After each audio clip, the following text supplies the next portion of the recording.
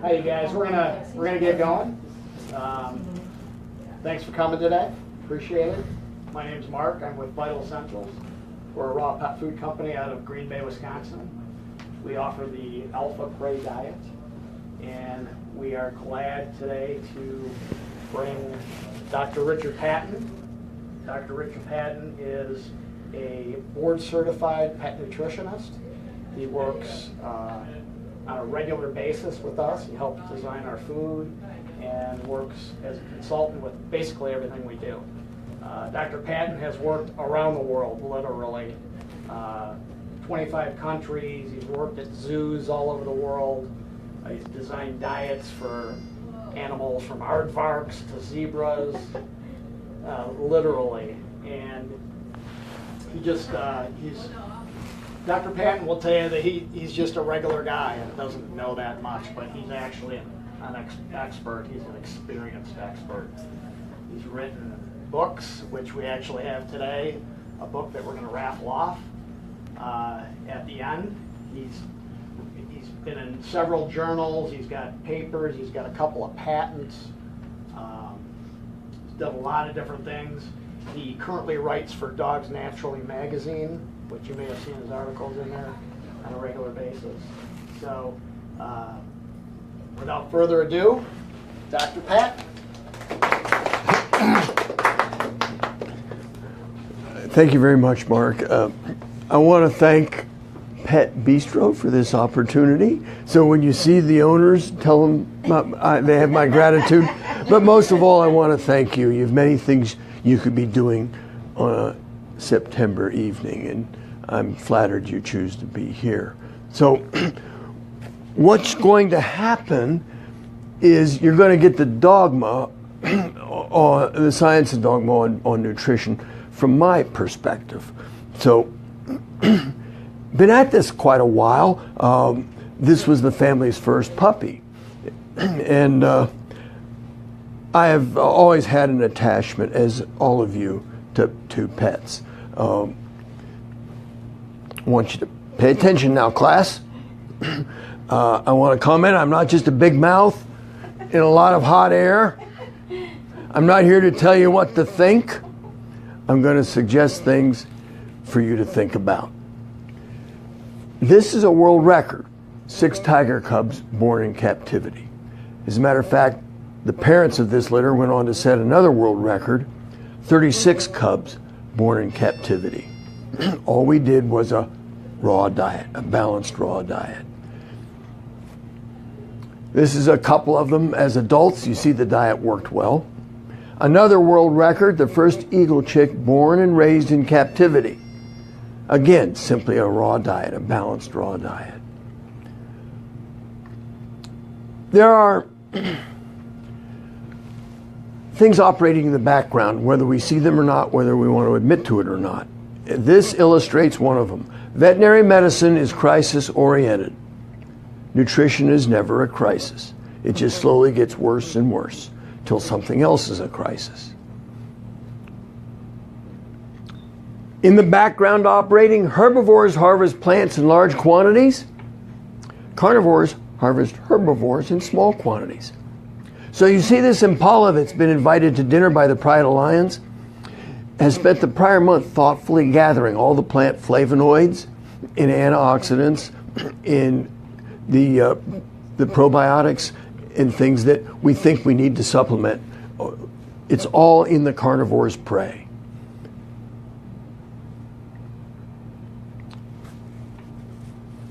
I think it's a forgotten truth about nutrition. In the science of nutrition, enough is plenty. I can illustrate that this way. Let's suppose you're lost in the desert and about dead from thirst. And we find you and give you water. And this is helpful. And we give you more water. And soon you're rehydrated. And everything's fine. Well, as you know at this point, more water isn't more good. There's been enough. Sometimes there's not enough of something. This is a 4-hour-old zebra foal. He went on to live a full, happy life. His prior brother and sister didn't live much past 4 hours. They died of a classic nutritional deficiency, white muscle disease. That's selenium. We put a nickel per ton worth of selenium in the mother's grain. So he was born without white muscle disease, and he lived a full, happy life, became a parent himself. So that was an example of where there was not enough. The black rhino, highly endangered. Here in the States, they invariably succumb to hemolytic anemia. This is a classic vitamin E deficiency. So this rhino and its pen mate, we gave synthetic E naturally. And what happened to the blood titers of the vitamin E is they were inadequate on the synthetic. They became adequate on natural. They became inadequate, adequate. So this is one place where the health food people have a point. Natural is better. Probably that concept works with many other nutrients as well. I should point out, in case you're wondering how you get blood from a rhino, you only do it one way, and that's with the rhino's consent. This fellow was San Antonio Zoo, and you can see it doesn't have the body condition that we would like. Here's his rib cage, and you can see all his vertebrae. We gave him fish. Never cured him completely, but with fish he much improved. Again, I suspect it was a case of where there had not been enough of omega-3s. The fish oil provided the omega-3s. Now, this is not just a blank slide where I think about what I'm going to say next. I had an ambition with this slide. I was trying to get a picture of blue sky, and I think I did pretty well. As a matter of fact, right there's a bird. This is nature's palette, and she has 104 colors that she can paint with. This is what she did using just 2. That's just 2 of the 104 elements that we know about. Two little latecomers, but find some seats. Welcome. Hello.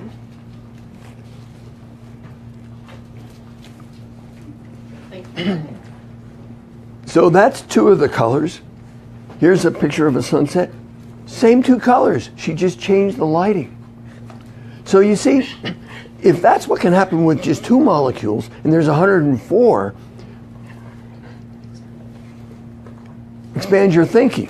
This is what happens when food or protein goes through the system and becomes blood sugar. These are all the different cells involved, the feedback mechanisms, the hormones. You can see this is really complicated, and this is just a schematic. The science of nutrition is probably the most involved and complicated thing you can try and get your hands around.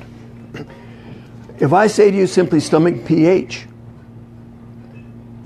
a pH is the negative log of the hydrogen ion concentration. Well, right away we have here physics and math and chemistry and biochemistry, just in stomach pH. Nutrition involves, of course, the physics, the math, and the chemistry, the biochemistry, the physiology, obviously, endocrinology. Many people don't think about this, but DNA only makes protein. But we're a lot more than protein. Where does it all come from? The DNA makes protein, which is enzymes. Enzymes run everything. Then we get all our other compounds. Enzymes make them. Psychology, one of my favorite topics. We'll get a little bit into that. Microbiology, do you realize there are 10 times more cells in your gut than in your entire body? We are literally at the cliff face of a brand new Kitty Hawk era in science. I can't pick up a journal that there's not at least 1 or 2 articles talking about the gut biome. And of course, the gut bacteria educate your immune system when you're a newborn. Genetics, we know this is involved. Enzymology, as I mentioned, that's the biggest arrow. Immunology, 40% of your immune capability is in your gut. And we'll get back to that one a little bit as well. So, where are we going? What are we going to talk about? This is the target. What's the best diet for a pet? Or the way I like to say it, what best matches the genetics? I want to first hit a few fundamental concepts. Let's suppose you have a sailing ship and we know that its job is to go from port A to port B. Well, along the way it has to deal with vicissitudes, changes. Obviously the wind, the amount of the wind, the direction of the wind. The sea, is it high or low, rough water? The currents, is it night or day? Is it raining or snowing? These are all things that the ship must accommodate getting from A to B. So too with our nutrition. We have to get one thing done. As far as evolution is concerned, we have to stay upright long enough to get our genes into the next generation. That's the only thing evolutionists cares about. Evolution has protected us with infinite backup and adjustments. So let's wade in. This is my first rant, protein. Everybody understands protein. It's the default number that they go to. They're going to buy a pet food and they look at protein. The higher the protein, the better the deal. There's more involved. Let me illustrate. Let's suppose that the Yankees and the Red Sox were playing in the World Series. I saw the game and you didn't. And you asked me, what's the score? And I said, great game. You missed a great game. You should have seen this. The score was Yankees 5. And you would look at me and think, well, idiot, you got more numbers, don't you? That's the way it is with protein. There's 2 numbers. Everyone can read on the label the amount. There's a second number. You can't know the score until you know the second number. That's quality. The quality of a protein is determined by the building blocks that make it up, the amino acids. They come in 2 kinds. There's the essential and the non-essential. The non-essential we can all make. All mammals can make them from spare parts laying around. But the essential have to be in the diet. There's an analogy that's often used of a barrel with staves of different size. The amount of water that this barrel can hold is determined by the shortest stave. So too with protein. It'll do us no good to increase the valine or the histidine and expect this barrel to hold more water. It won't hold any more water until we increase the amount of methionine. So methionine is the limiting amino acid here. The quality of a protein is determined by how many in the amount of these essential amino acids. So this leads to the concept of biologic value. The best protein in the world is egg. Not the whole egg, but the protein in egg is arbitrarily assigned a value of 100 because there's no better protein than egg. This stands to reason if you think about it. An egg must become a complete creature with no further input from anywhere. Milk has a very high biologic value. Again, the sole nutrition for a young mammal. So there's a few cultivars of rice that have a very high biologic value, in this case 86. Here you see all the proteins that we feed. Casein is a particular milk protein. There's 75, and below 75 you have the vegetables. Below 75 you have insufficient biologic value to grow a mammal. Notice I said grow.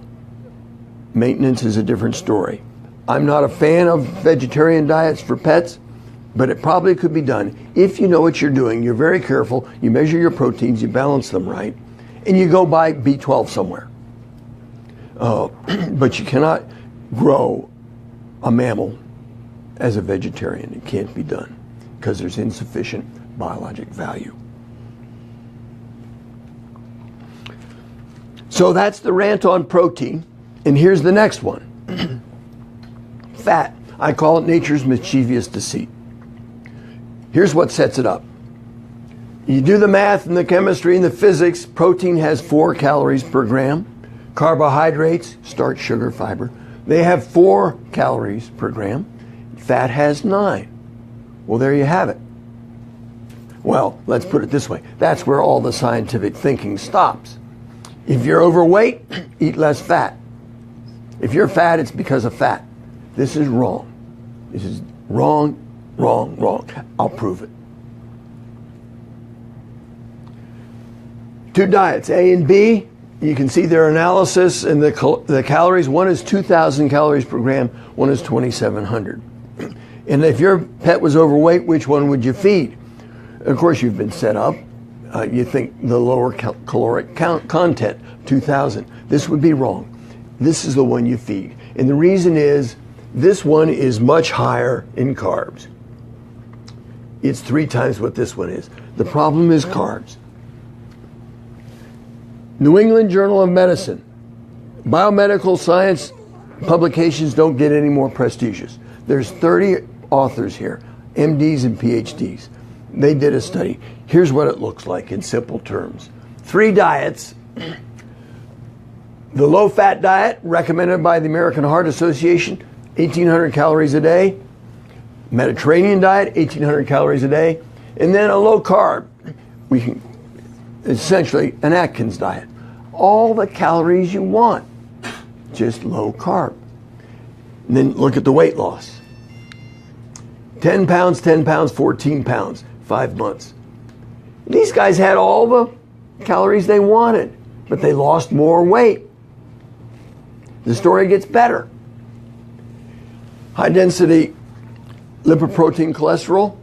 The low carb diet did better. And on the evil triglycerides, they are better still.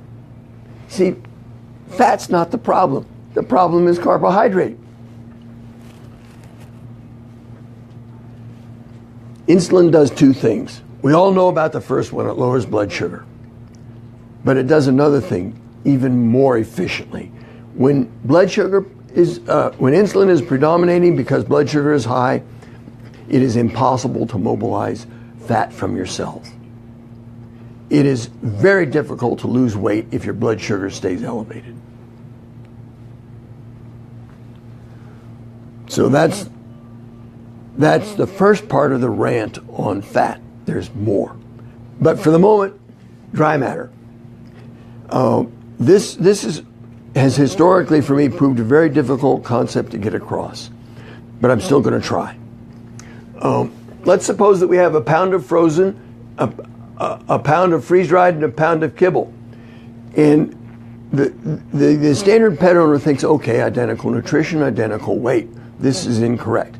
We have to consider how much dry matter is in each of these, because all the nutrition is in the dry matter. As they sit in the freezer or on the shelf, the frozen raw says 13% protein, and the dry kibble says 23. And the person in the shop to get a product for their pet, they're defaulting to the protein, and they say, oh, well, this has twice the protein. I'll buy this one. Well, if they want to buy the highest protein, they've just made a huge mistake. Because on a dry matter basis, this is what it looks like. This one is 52% protein. This one is 26. The reason is you have to consider the protein in the dry matter. And so the one that is the frozen, sitting on the shelf, it's, let's say we have 100 pounds of it here. And it's going to tell you on the label that it's 75% water.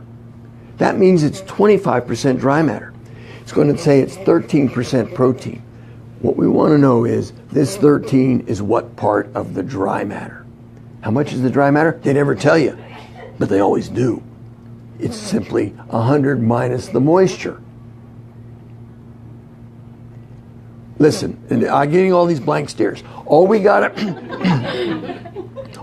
do is remember, if they're the same kind of diet, you can compare them. But if they're different in moisture content, they must be compared on a dry matter basis.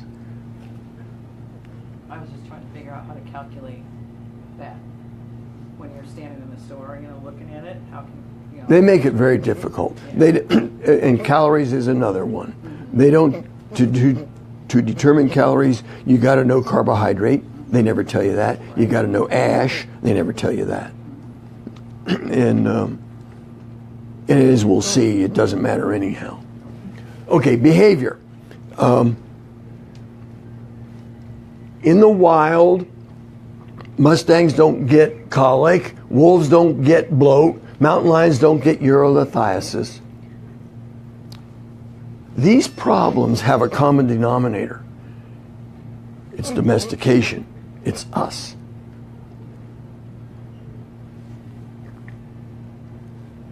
I can illustrate this with a quick little story. Let's suppose that a foal is born and its mother is very protective, and in this huge corral, let's say it's 50 yards by 80 yards, there's a young stud. Well, she'll go back the stud in the corner and kick him until he's dead. In the open prairie, she'd just run him off and he'd be happy to leave. He doesn't want to be dead. So you see, the problem here is we didn't adequately allow for behavior. The perimeter fence killed that little stud. We did. It's behavior. Another example, Cheyenne Mountain Zoo. They had an exquisite primate collection, but they had them in an exhibit that was built in the 1950s. And in that era, there was great preoccupation with what's called zoonosis, diseases going from people to animals and animals to people. So every exhibit had a glass wall and a concrete floor, and then tile walls that could be sterilized with a steam jenny. So the exhibits were just that. They were sterile. And so the keepers, in an effort to soften this environment, put a straw all over the floor. Well, the reason I was called by these people is in this Noah's Ark collection, they had two of everything. Apes, great apes. They had orangs and gorillas. They had chimps and capuchins. They had two of everything. And everything had a skin problem of some sort. Dandruff, eczema, hot spots. The ones that are supposed to have long furry tails look like rats. And I said, I got you covered, no problem here. And so I scripted right away all the standard moves. There was, I used as a source of sulfur containing amino acids, egg powder. I used biotin, chelated minerals, particularly zinc, and the best one of all, fish oil. And I'd never failed to solve this sort of a problem with that sort of an approach. And I asked them to call me in 2 weeks, and they didn't. So in 3 weeks, I called them.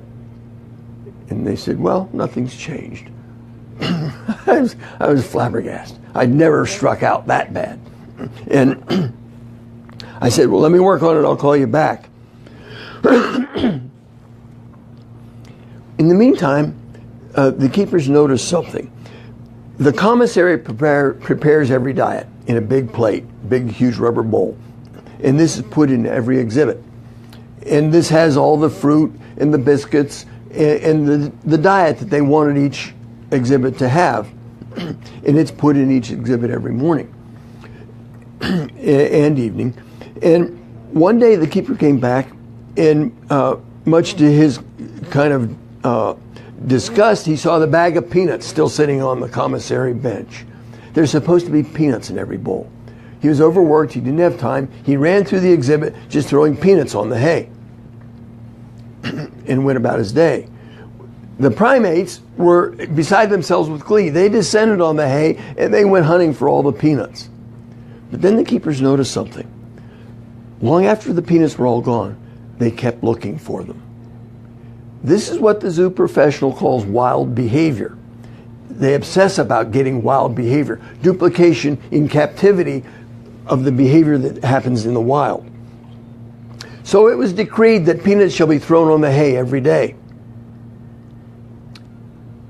Within 6 weeks, there was no skin problems. Admittedly, not all the hair had grown back, but the problem went away. And you see, the peanuts had been there all along. What had not been there was normal behavior.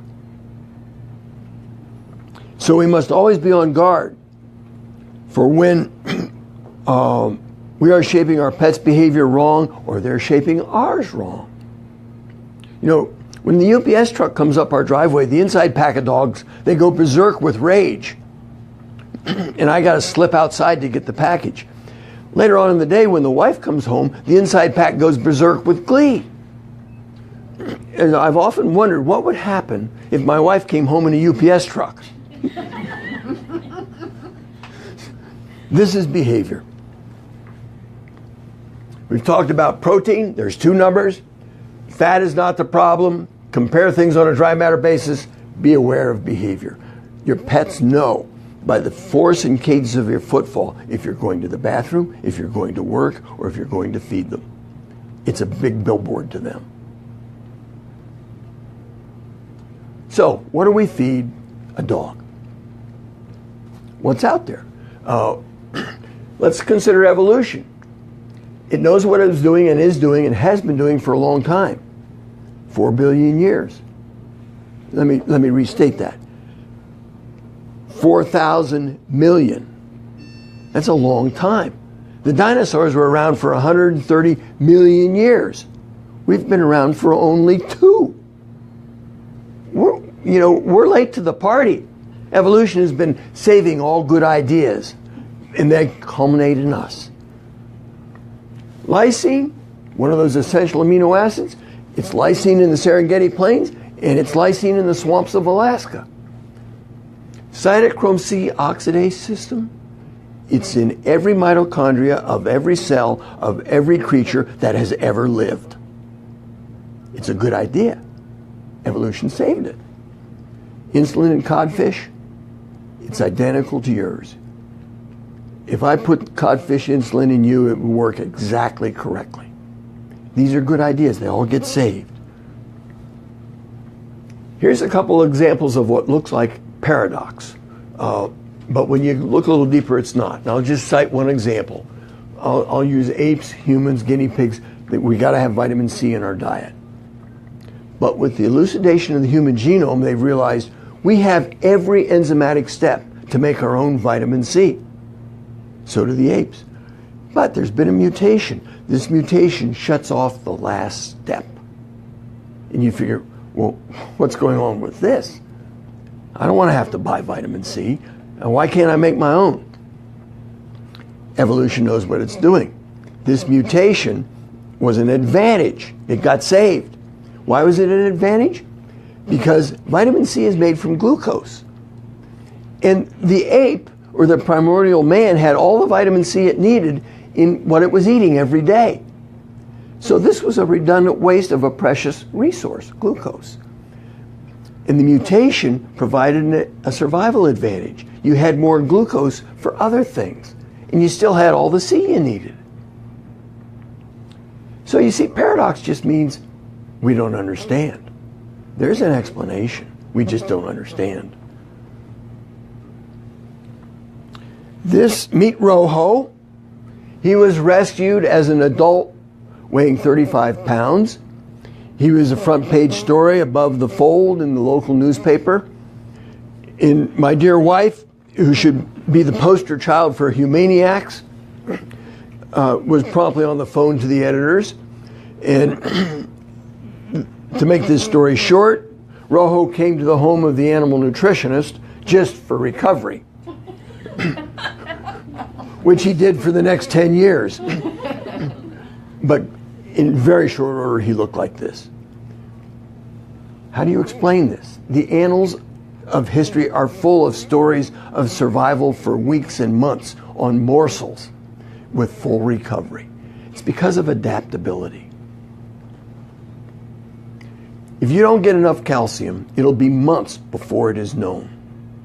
Because a backup system dissolves your bones to keep the blood calcium where it belongs. If you don't get another molecule of vitamin A for 2 years, you'll never miss it because your liver has stored vitamin A. The liver is so efficient at storing vitamin A that polar bears don't eat seal livers. If you come across a kill by a polar bear of a ring seal, their standard fare, it looks like 30 square yards of pink snow and one piece of meat. That's the liver. It's so full of vitamin A that it's lethal. It's toxic, and polar bears won't eat it. I'll spare you this one. It's actually, I think, the most eloquent, but I'll simply say this. Every enzyme ever discovered and understood is found to have one primary function and several backup functions. These backup functions are part of the redundancy and the adaptability. And so if this enzyme stops its primary job, other enzymes do it for you.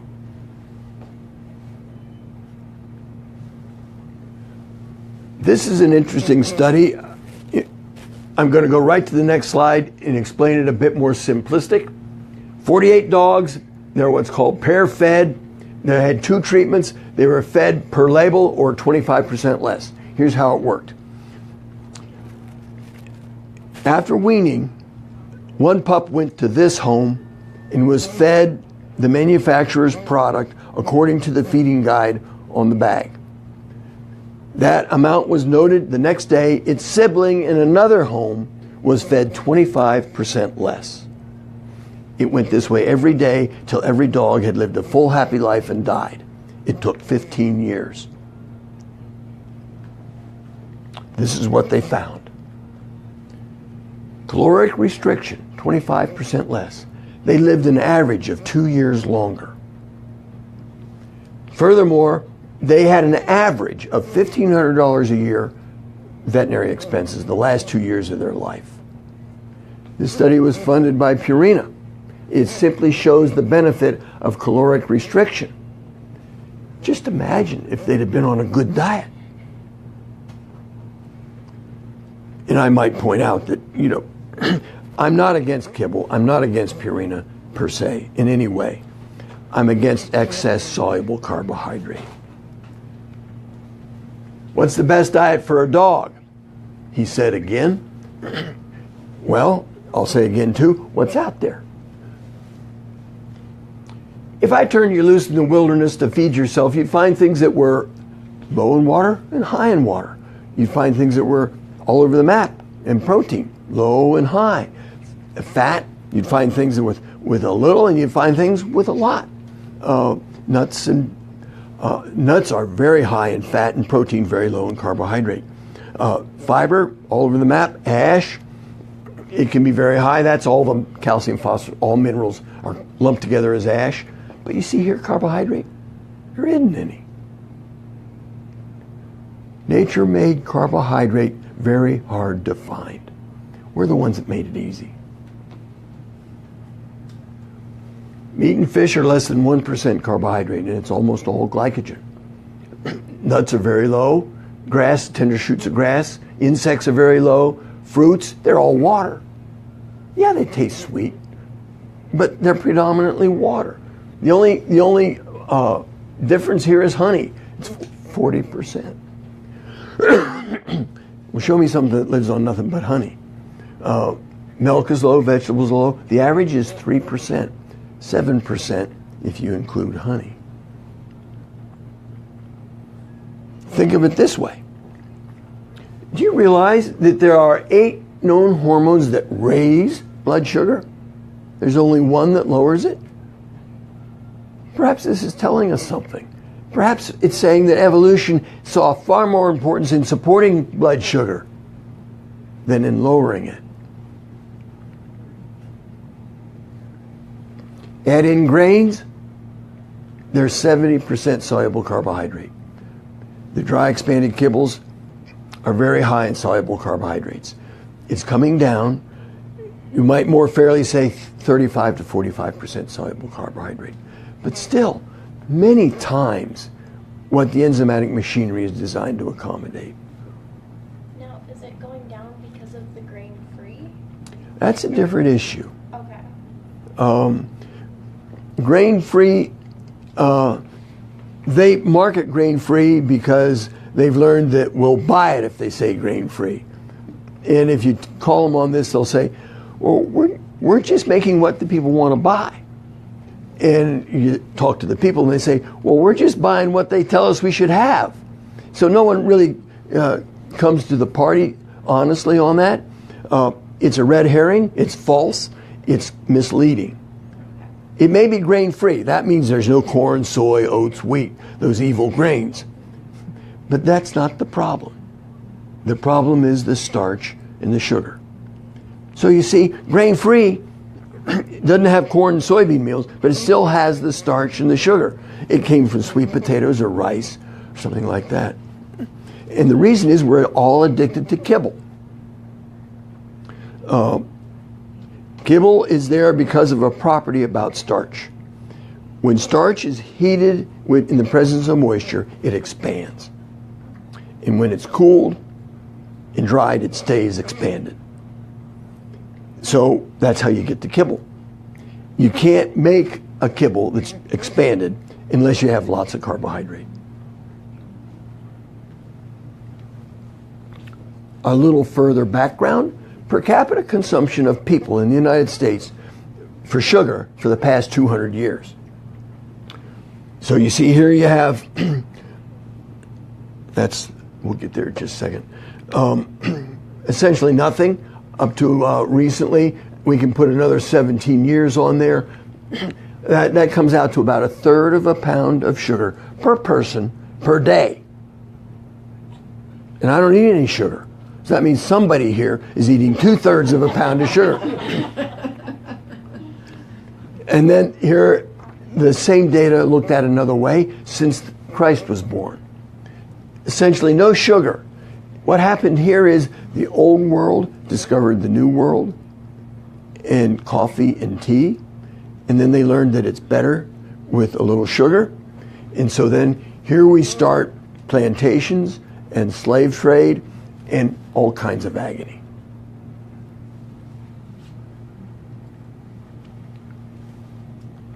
Here we have a bag of potato chips and a soft drink. This will get you to the next day just fine. No argument. We all know that. But also we know that a lifetime of this diet will be shorter than it needs to be. Let's consider what happens when you consume 12 ounces of a soft drink. You may as well have eaten 11 cubes of sugar. This is a bowl of kibble. This is the amount of soluble carbohydrate in it. It's sugar cubes, and to be fair, they don't have that much sugar, but they do have that much soluble carbohydrate, which is the total of sugar and starch. Starch raises blood sugar as quickly as sugar. So I consider sugar cubes a fair representation of what I'm trying to illustrate. Equal amount of nutrition from a frozen patty, the amount of sugar that you get, soluble carbohydrate. So here's what's going on when you compare the two. One feeding.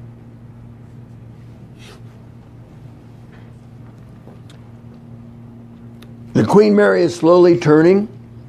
For decades I've been a voice in the wilderness with these rants, but we're starting to see popular press as well as scientific publications in prestigious journals, Public Health, Journal of the American Medical Association. So the biomedical profession is starting to realize that fat is not the problem is carbohydrate. Let's talk about the weight loss aspect of the entire nutrition discussion. You can think of it as a three-legged stool. First leg is exercise. Everyone gets that. Even if you don't lose weight, you ought to exercise. It's good for you. Sometimes said it's the best diet. The other leg is portion control. Everyone gets that. Eat less. It involves this rare concept, self-discipline. But it can help. It can be effective too. But the third leg of the stool is diet composition. All these things we've been talking about. And nobody gets this one. Everyone thinks that, well, you can go to the grocery store. Everything is low fat, reduced fat. And if you think about that, this is going in exactly the wrong direction. Because when they take the fat out, they got to put something else back. It's 100%. It was 6% fat. Now it's 3%. Well, they have to put 3% something back. and they put back carbohydrate. Most reduced fat things are actually more fattening than they were to begin with. This is wrong diet composition. Here we have an animal, you probably recognize it, it's a badger, but it's not just any badger, it's a particular kind of badger. It's a fat badger, look at that. Now, let's compare him to our friend the white tiger from the San Antonio Zoo. If we were to take the tiger and flesh him out so that you couldn't see his vertebrae and you couldn't see his rib cage, he'd look like a normal tiger. But let's suppose we continue to add fat and we feed him to where, you know, he has a fat roll behind his ears. He would be really obese. And the point of this picture is it shows how much room there is for excess body condition. And I've seen these tigers. You remember Siegfried and Roy? They had white tigers in Las Vegas off exhibit. They had many tigers. Some of them were overfed. I've seen fat white tigers.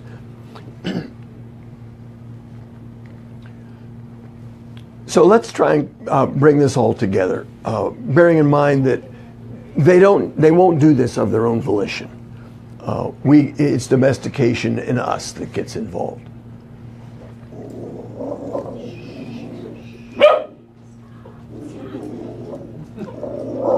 You have a question? Oh, a critic. I get my dinner. Everybody's a critic. Okay, here's what we've been aiming for. What to feed? Well, let's answer that nutritionally. What's the best way to feed nutritionally? I like freeze-dried and frozen. Actually, they can be switched. I just have freeze-dried first because it has a higher convenience factor. Then chicken necks and backs, fresh meat, canned, and kibble. And probably you have some questions about these, and we can get into that if you like. But let me go to the other way you can do this. What's the best way to feed economically? Well, you see here the list completely reverses. And there can be no argument here. Economically, kibble is the cheapest and the most convenient. You just get a scoop and throw it to your lab and you disappear for 12 hours. And then you come back and do it again. Meanwhile, that's endocrine abuse twice a day because his blood sugar spikes, then it plunges, and he eats things. The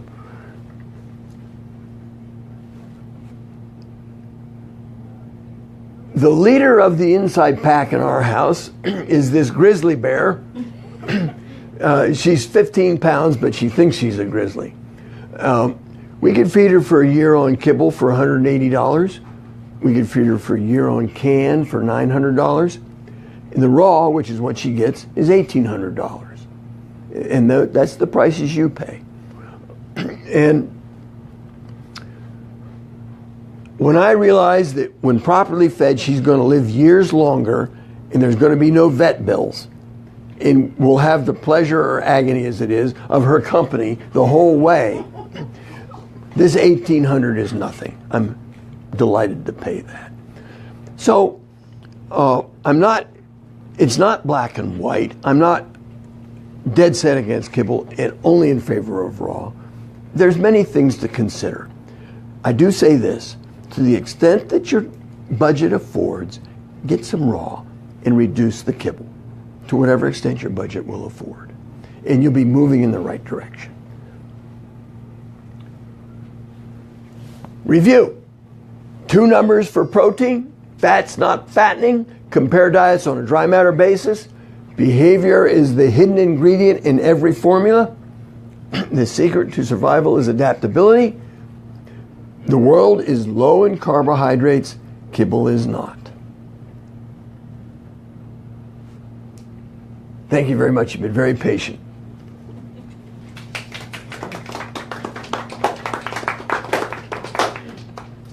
Oh, the book. This is where you can get my book if you want. I have a quick question. Besides the white muscle disease, have you seen any other deficiencies in animals with selenium? No. Okay. It's really rare anymore for a number of reasons. But usually we don't see nutrition problems, like I was saying. We see other problems, and nutrition was part of them showing up eventually. And the problem is the veterinary profession is trained and experienced at dealing with the emergencies. And they're doing a firehouse practice. They don't have time to invest in prevention. Veterinarians fix broken dogs. I keep them from breaking.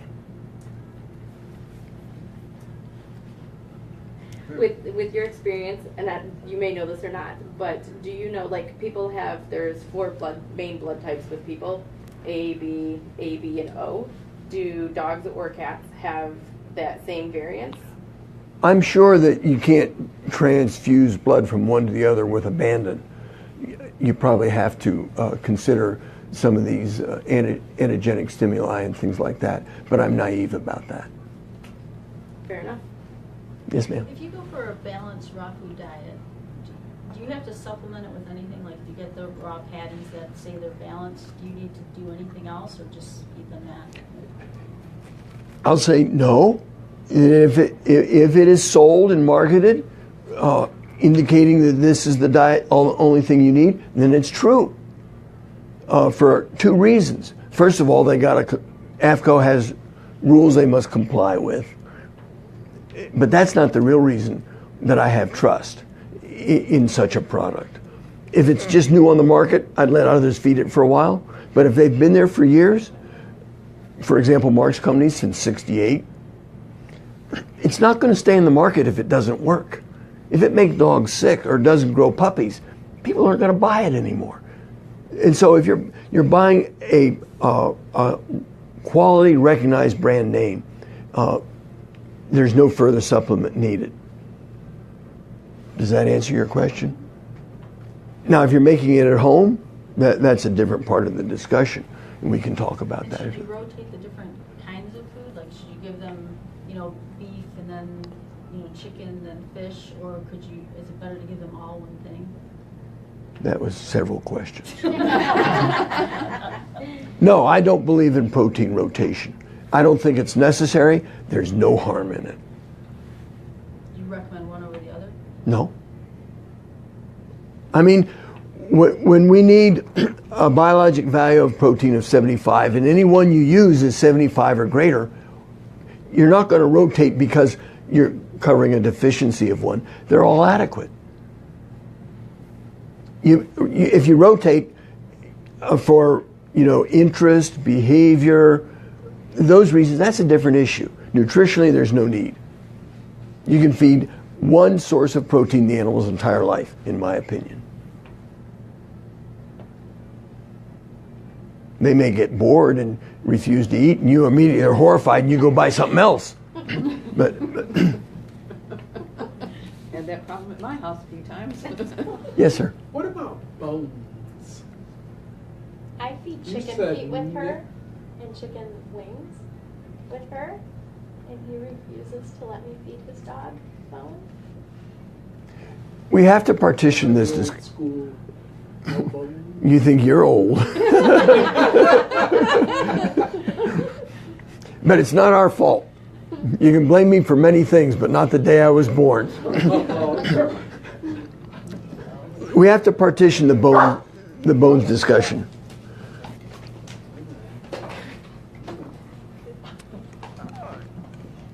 First of all, let's consider chicken bones. Bird bones are hollow. These creatures must be light. They can't be packing extra weight. They got to fly. So their bones are hollow, and they tend to shatter easily, and they become daggers and knives and swords if they're not properly chewed up before they're swallowed. So occasionally on a bird bone, you will get a situation that is an emergency, and it has to be repaired. So I don't suggest feeding bird bones, cooked or raw. I mean, there's those that say cooking makes it okay, raw is the problem. Well, if raw is the problem, you need to explain something to me. it's the coyote. And for the past 2 million years, they've subsisted on nothing but sage hen. And I've never seen any of them have trouble. But that I just don't even bother with this argument. I say avoid hollow bird bones. The other side of this discussion, chicken necks and backs, I love them. You saw I listed them as a diet. They're near almost a perfect diet. You got fat, you got protein, you got no carbohydrate, and you got all the calcium and phosphorus and trace minerals. These are the vertebrae. These bones crunch up. They don't stab anything. They're superb treats, and they're very economic. Backs are the same way. There's no long bones in poultry backs. So that's bird bone discussion. Big bones, knuckles, as long as it's ground up in the food, no problem. You want to feed bones, big bones, beef bones, as treats or entertainment. Our backyard is I'd say at least 6 or 8 bones per 10 square yards.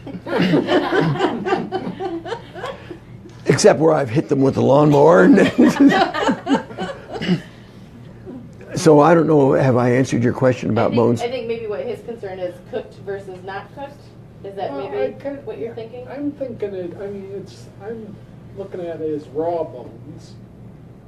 Because I was told cooking makes them harder, easier to splinter.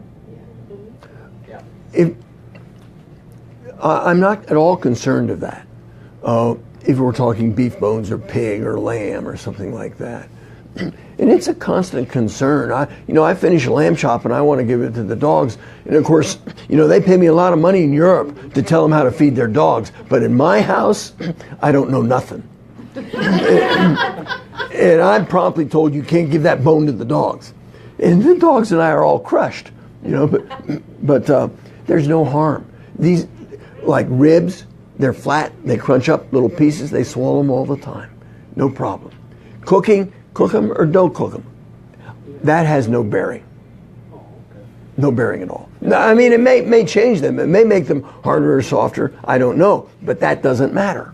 When you say back and then the neck, what do you mean? Like the neck of the chicken? And then like its spine, the rest of the spine? Well, the spine will be in the back. The neck. So it's one thing, right? The neck. Neck's one commodity that you can have your grocer bring in for you. Because people don't buy them. They're out. We have both of them in packages out in the freezer, so we can show you exactly what they look like. They're in clear packaging, so you can see them. I know. I mean, I was just wondering what if you meant like the spinal column right through the neck, and that's what you meant. Okay. Mm-hmm. Yeah. I mean, you can take a hammer to a vertebrae and it goes to powder. Oh, and that's what happens when they grind them. It goes to little pieces. So that was attention.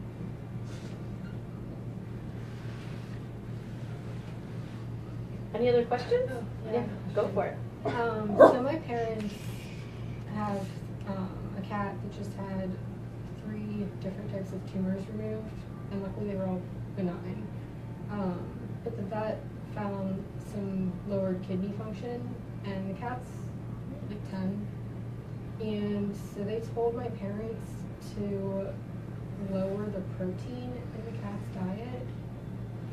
And so my parents asked me about it because they don't live around here, so they are trying to go to raw, but they're not fully there yet. And I thought it was kind of crazy to say that, and I said it's probably you need the right type of protein. Like you can't have like pea protein for a cat per se. But have you ever heard, like as a cat gets older, that you need to reduce the amount of protein? In a former life, I was director of professional education for Science Diet. Actually, the part of Science Diet that made prescription diets that was only sold to vets. That's one of the foods that and one of the diets that were the prescription diets was KD. They had it for dogs and cats. This was kidney diet. And the principle is, as this kidney loses its ability to excrete nitrogen, it is important that you don't load it up with a bunch of low quality protein. So what KD, the premise at the time, and I think still is low amount of protein, high quality of protein. So we're not really being fair to the vet involved here because we're trying to second guess and diagnose from 1,000 miles away. But I can assure you, if we had, the greater probability is that if we had this clinician in front of us and we could dialogue, he wouldn't understand what he'd said. He'd knee-jerked. This, I mean, he may have researched kidney disease in cats extensively, but we don't know this. So I'm always reluctant to be in a discussion if it involves an animal carrying a confirmed diagnosis. That is their territory, the vet's territory. Take that cat back to them. Now, if you want to go to a second vet, you want my opinion first, and you go to the vet and you say, we've been talking to a nutritionist, and he says this, what do you say? All our cards are on the table then, and the vet can deal, uninhibited. But I'm not going to second guess this guy. Secondly, I want things flowing back to them. I don't want them just, banging their gavel on the table and saying case dismissed, because they haven't thought it through. They're not into prevention, and they need to be. I have a question. Dana Scott came out with a video, I think it was this week, about chicken and not feeding dogs chicken anymore because of what chicken is fed, and I was wondering what your thoughts were about that, if you had seen it. Well, first of all, let me say that I greatly admire Dana, and I think she's a real engine for good. I haven't seen this recent discussion of hers. I'm sure she probably talks about salmonella. The occurrence of salmonella in chicken in the grocery store is 7.5%, same as in pet food. And so that's one reason that you approach chicken differently than you do other meats. I think also part of her story is that the farm-raised chicken it's behemoth agriculture, and they're fed a narrow diet of plants that are nourished in monoculture. In a field of corn, there's one plant, and there's 80 microbes in the soil. And in the acre of native prairie next to it, there's several hundred plants, and there's 7,000 bacteria. And so we're probably accumulating a deficiency in these things. Yeah, it's still an ear of corn, and it still roasts and eats the way we like, but maybe there's less nutrition there. Right, well, I would agree there's probably less nutrition. And I think that's part of what Dana is saying as well. These chickens are raised they're a golden nugget in 42 weeks. I mean, you can hear them growing in the dark. And in agriculture, nothing lives long enough to die. And I don't, as far as I'm concerned, the argument is not, is natural better? I think everyone thinks, well, it's better. The argument is, how much better? And Monsanto will say, well, yeah, maybe you have a point, but we can't feed 7 billion people organically right now from where we're at. There's no right or wrong answer. There's only intelligent alternatives. Okay, thank you. How important is organic raw versus regular? And I guess, is there organic raw? What do you mean by organic? I guess the no pesticides, no hormones fed to the animals that the protein comes from. All right. Let's suppose that we can grow things organically and they're better. And we're talking to this farmer in sub-Saharan Africa. And Monsanto has just been there and said, look, we'll sell you these seeds. They're Roundup ready. And you don't need to gather all your neighbors to weed your crop every evening. Just feed our seeds, don't worry, and then use Roundup to spray the weeds. You'll have twice as much money. You don't have to pay us until harvest, and your family won't have to work. Well, this guy's thinking about, he hasn't been able to feed his family for a couple of years. He's thinking, I'll get to feed my family and I'll have a little money left over. He doesn't care about organic. He cares about his family. So that's, people don't make decisions based on what's good for their industry or their community. They make decisions based on what's good for their family. And so I think organic's better, and I would love to eat nothing but organic. And I think there would be benefits, certainly over the years.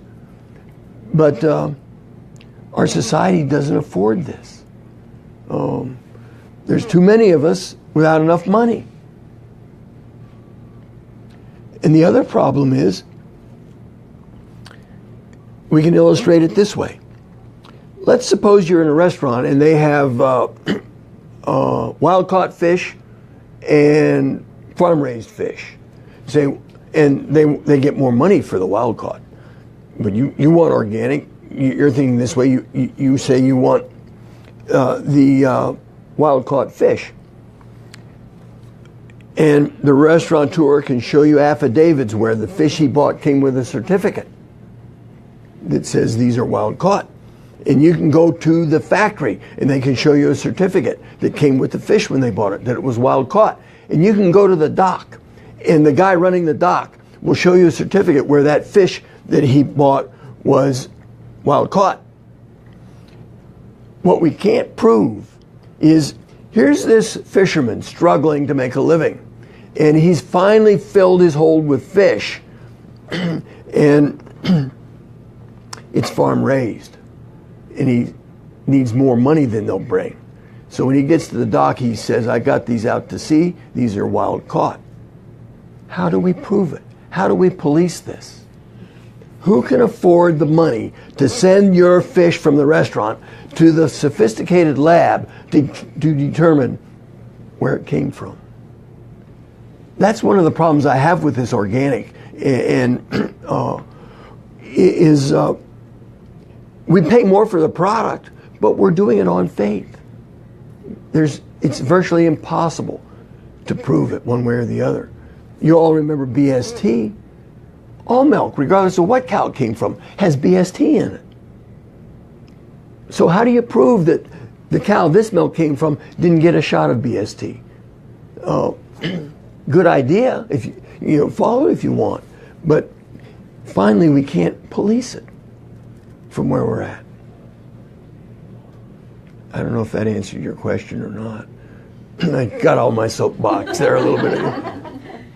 Good thoughts, though. I think some of it too is, I mean, if you can know your company or know your farmer, know the farm, that I think is a huge difference for a lot of people. Just knowing what's in your community and who's in your community that you can support and go to their farm. Absolutely.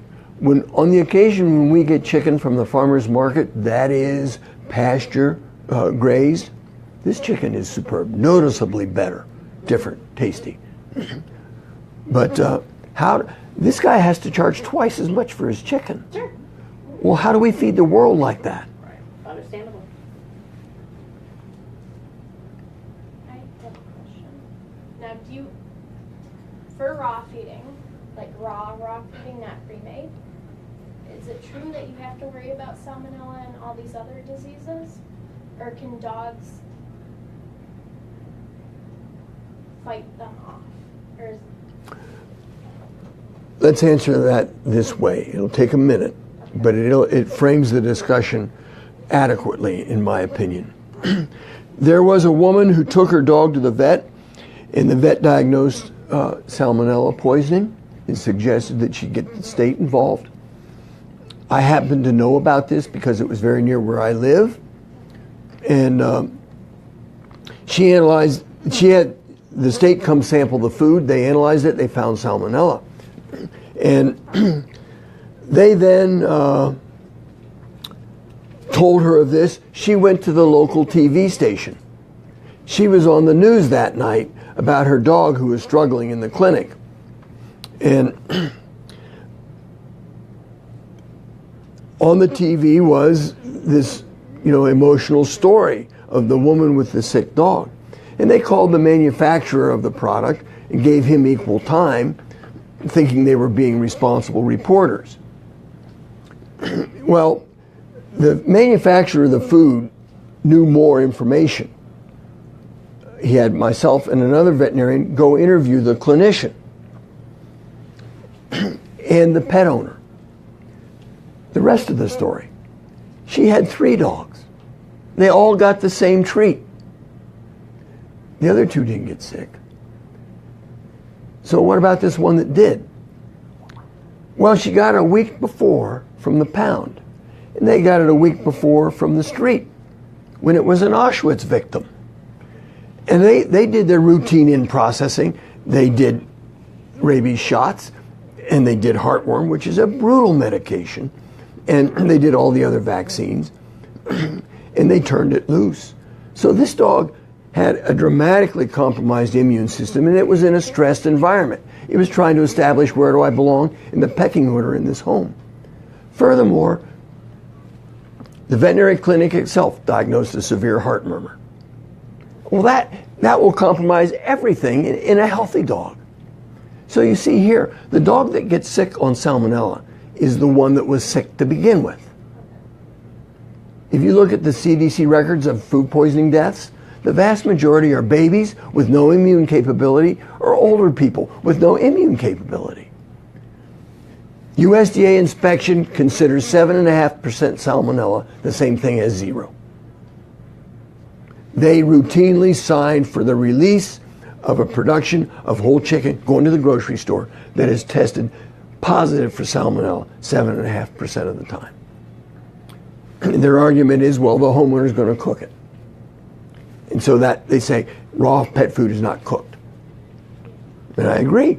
Salmonella is not good. I don't want to diminish. I'm not advocating, stupidity about microbiology. But how do you explain the vulture or the jaguar that kills an impala and carries it up in a tree, and it sits there for 2 days in the African sun with flies and everything on it, and he eats it and does fine?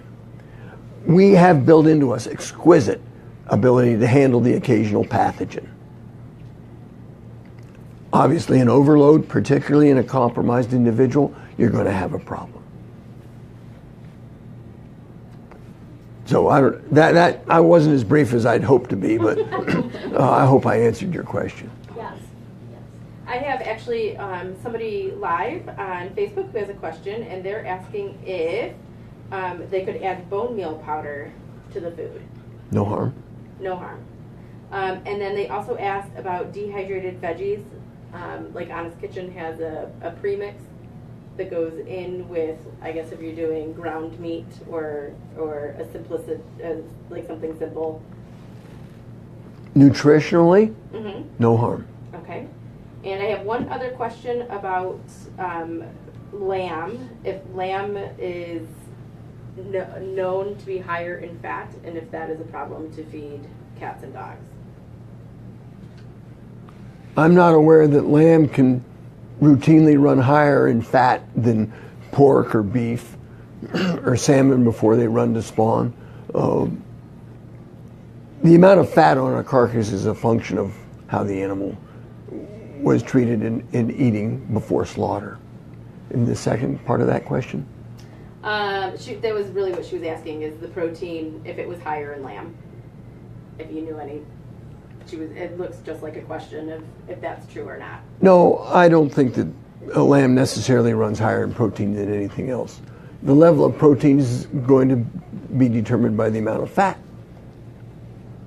The fatter it is, the lower the percentage of protein will be. That's simple math. Good. Anyone else have any other questions for Dr. Patton? I'm trying to get my puppies to a full raw diet. Right now I'm doing probably 2/3 raw, maybe 1/3 kibble. And right now these are labs, do I recall? These are golden retrievers. Pardon me. And they seem to have a lot of allergies, a lot of itching and chewing and stuff. would going to like a full raw diet help with that, or is that just something else I have to address? Well, yeah, Separate thing? I'm presuming it's a commercial diet that is reputable. The raw. Or Origin is, well, the Raw bistro Raw is the bistro raw is the food raw. she's feeding. and then Origin is the food. I would. They're growing rapidly. They'll respond quickly. Go to full raw. You'll know whether or not these allergies that the allergies should go away or at least become less within a week. Oh, really? Yeah. Okay. There is a component to skin allergies that is genetic. And it used to be pretty tiny, but I think it's growing. But usually we can take a skin allergy of almost any kind, and the first thing you do is get off of kibble onto raw. And the reason is this.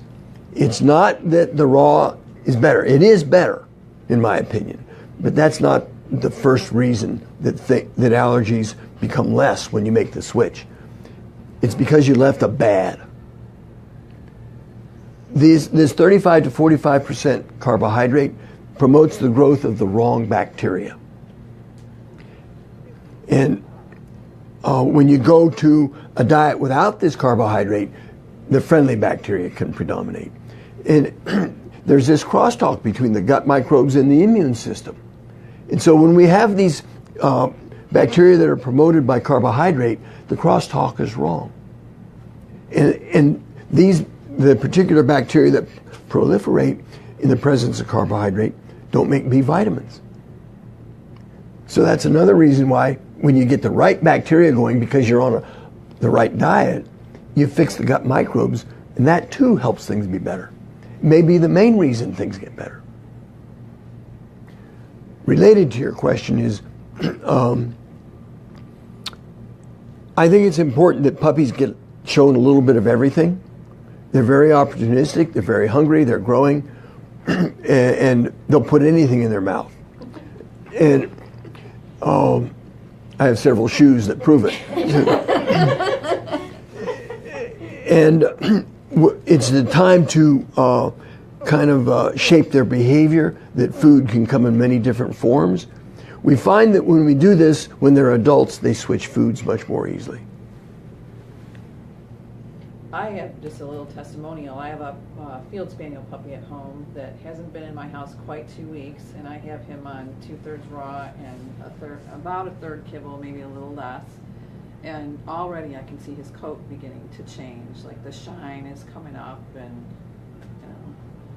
Right. So, yeah. Yeah, I should mention one thing I saw.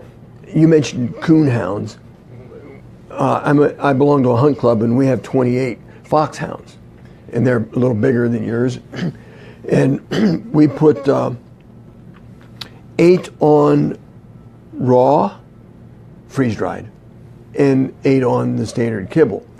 And one thing I noticed was that when we first switched these hounds to the freeze-dried, they lost 5 to 6 pounds. And then they leveled off. So I wasn't worried about that amount of weight loss, but it got me to thinking, is there more weight on these others than should be? Yes. We also saw it on the little one when we put her on raw. She lost weight and then leveled off. So I have one last question that looks like it's coming from Jenna online, and I don't know what you can touch on it, but she's asking that you had mentioned HeartGuard medication was bad, and she has a 14-year-old dog and is asking if she should no longer be giving it to her dog. I didn't say any particular heartworm medication, and I'm not qualified to answer that. Okay. She needs to take that question up with her veterinarian. Wonderful. Thank you for answering that. So before Dr. Patton leaves tonight, Mark actually has some goodies for everybody. So looks like he has Vital Essentials coupons. So if you're interested in any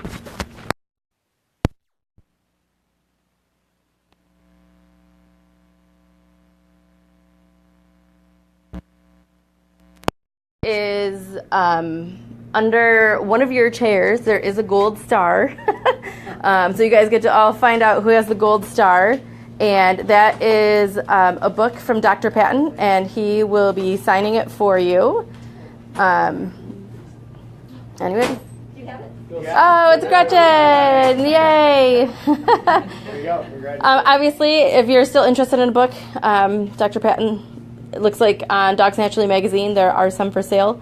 If you guys, if there was something about tonight that you feel like you need to go back and refresh your memory, we did do a live recording on Facebook. So saying hi to everybody if you go back. So if there's something you want to review, please feel free to jump back onto our Facebook page and you'll find the information and the whole video recording there. So, and there's a lot of people that were watching. So thank you guys. I hope you guys learned something awesome from Dr. Patton as well.